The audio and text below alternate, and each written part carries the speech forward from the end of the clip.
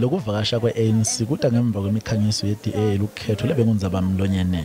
Idunganise i-ANC netakhamuti tase-Phoenix letisola ngaleli gameko tekubulala ngesikhathi kusuke tibhelu kuleli ngakholwane.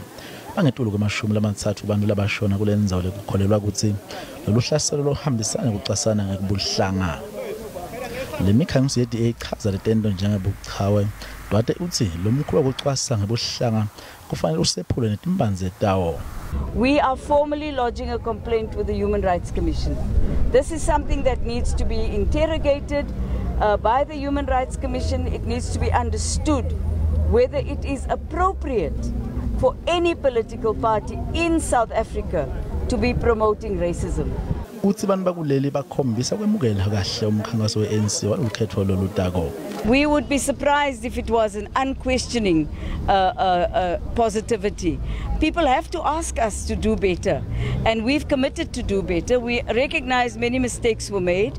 The commitment is to correct those mistakes and to move forward. Estatimendeni sihlalo we-DA KwaZulu-Natal Dean McPherson uthi le mikhangiso ayiqinisekiswa ngumholi we-DA tinhlaka talelicembu nemiholi bemikhangiso kuleli cembu.